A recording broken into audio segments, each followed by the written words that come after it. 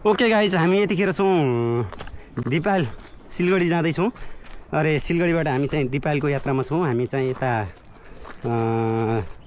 के अरे यो के भन्छ भण्डारी टोल बागठाँटाबाट हामी चाहिँ यता लाग्यौँ होइन। ट्याक्क साथीहरू चाहिँ अगाडि बढ्दैछन्। यो यता डाँडाको बाटो पुरै उकालो छ। हामी चाहिँ अब ओह्राली तल झर्दैछौँ दिपायलतिर। ऐतिहासिक रूपले कोट दरबार जुन हामी अवलोकन गर्ने भन्ने हाम्रो यात्रा हो, त्यसकै लागि यात्रा हो हाम्रो। यता एकदमै दिपायलको यतापट्टि माथि गाउँको नाम त थाहा भएन, एकदमै उर्वर जमिन छ यहाँ। मान्छेहरूले टक्क खेतको लागि अब जोत्ने खन्ने के भइरहेछ, तल काम भइरहेछ। उतापट्टि ठ्याक्कै हेर्न सक्नुहुन्छ तपाईँहरू, यता हेर्न सक्नुहुन्छ हाम्रो एकदमै व्यापारिक केन्द्र, एउटै डोटीको एकदमै हट स्पट व्यावसायिक क्षेत्र चाहिँ हाम्रो दिपायल बजारलाई हामीले यहाँ हाम्रो क्यामेरामा कैद गर्न सकेका छौँ। त्यसै गरी तपाईँहरूले यहाँ कलकल बगेको सेती नदी पनि तपाईँहरूले दृश्यावलोकन गर्न सक्नुहुन्छ।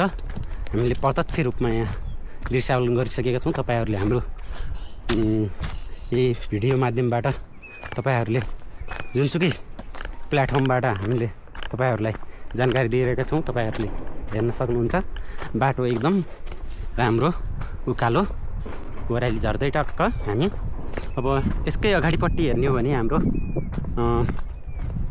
विगत केही वर्षदेखि बन्दको रूपमा रहे पनि तापनि एकदमै हाम्रो हवाई जुन एयरपोर्ट छ त्यहाँ पनि देख्न सक्नुहुन्छ।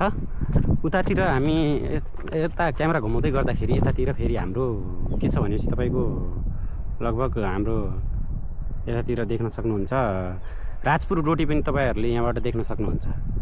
राजपुर दिपायलकै शाखा बजार राजपुरलाई पनि तपाईँहरूले यहाँबाट निहाल्न सक्नुहुन्छ। अब यतिखेर हामी एकदमै ट्रेकिङ गर्दैछौँ। हामी सिलगढीबाट तल झर्दैछौँ। एकदमै तातो महसुस गर्दैछौँ हामी। एकदमै न्यानो महसुस छ यहाँ। गर्मीको चाहिँ माथिल्लो बेल्टभन्दा अलि तल नदी किनारा क्षेत्रमा अझै गर्मी बढ्दै गइरहेको छ। हामी जति तल झर्दैछौँ त्यति नै यहाँ गर्मी निरन्तर बढिरहेको छ।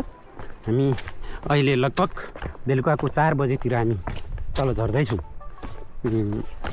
यहाँ मेरो एकजना साथीले अगाडि गएर फोन गरिसक्नु भएको छ हामीलाई। म चाहिँ अहिले सुदूरपश्चिम स्थित डोटी जिल्ला दिपायल नजिकै सेती खोलाको माथि झलुङ्गे पुलमा चाहिँ जाँदैछु। साथीले भन्नुभएको अनुसार चाहिँ त्यहाँ माथि चाहिँ दरबार थियो अरे पहिलाको, अहिले खण्डहर अवस्थामा छ अरे पहिलाको डोटी राज्य। हामी चाहिँ त्यहाँ अवलोकन गर्न जाँदैछौँ अहिले। वर्तमान समयमा बनेको झुलुङ्गे पुलबाट वर्तमान समयमा बनेको झुलुङ्गे पुलबाट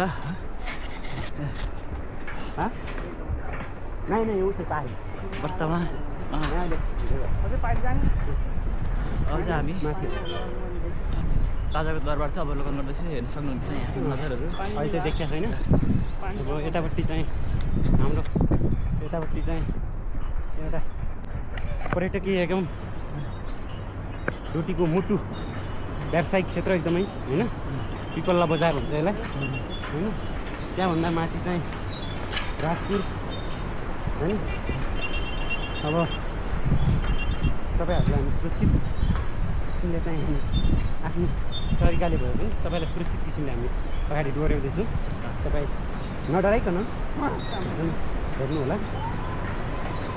अहिले एउटा के हुनुहुन्छ टप्पा हामी चाहिँ उताबाट आइरहेको थियौँ। साथीहरूको माथि सिलगढीबाट चाहिँ हिँड्दै आएको भित्रभित्र जङ्गल राजाको चाहिँ दरबार हेर्नको लागि। विशेष भए पनि नेपालको धरोहर हो, त्यही भएर चाहिँ अवलोकन गरी नेपालको टुरिज्म कल्चरल आस्पेक्टलाई चाहिँ बढाऊ भनेर हो।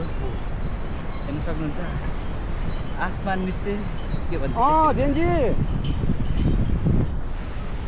वो तेरी हामी यहाँ पुलका बिचो नि तल देख्नुहुन्छ हाइवे गणेश सर यो कुन हाइवे हो गणेश सर कुन हाइवे हो यो पूर्व पश्चिम हाइवे यो पूर्व पश्चिम हाइवे अन्तर्गत डोटी जिल्लामा डोटी जिल्लामा पर्ने हाइवे हो डोटीको दिपायलमा सक्नुहुन्छ यता मुनिको खोलालाई चाहिँ द्वारी खोला भन्छ मुनिको खोला चाहिँ द्वारी खोला सिधी खोला खोला होइन नदी सिधी नदी दुईटाको दोभानमा चाहिँ हामी अहिले अवलोकन गर्दैछौँ हेरौँ दरबार कतिको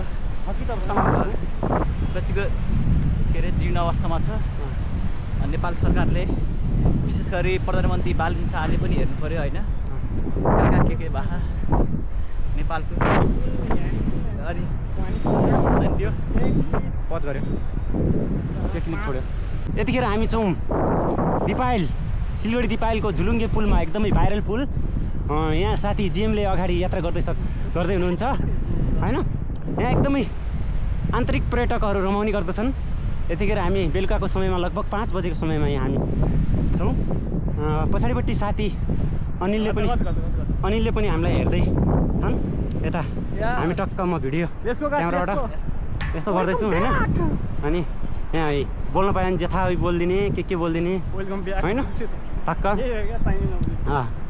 गाइस यस्तो छ अब हामी चाहिँ यतिखेर कोट दरबारको यात्रामा छौँ यतिखेर कोट दरबार हेर्ने हाम्रो लक्ष्य हो मनमा चाहिँ लागिदिनु अनि तपाईँहरू देख्न सक्नुहुन्छ यहाँ आन्तरिक पर्यटकहरू एकदमै उत्सुक भएर आइसक्नु भएको छ झुलुङ्गे पुलमा रमाउन एकदमै हावा सिरिरी हावा लाग्दो रहेछ होइन तपाईँहरू देख्न सक्नुहुन्छ तल बग्दो सेती नदी माथि बग्दो द्वारी खोला होइन गुन्डा कामला गरिहाल्यौँ पिठी बोकी झोला हुने एउटा देउडा गीत होइन सबै कुराहरू घुम्नकै लागि प्रकृतिसँग रमाउनकै लागि अब यता फेरि प्रकृति भन्ने बित्तिकै प्रकृति एउटा केटीको नाम पनि हुन जान्छ यो चाहिँ नसम्झिनु होला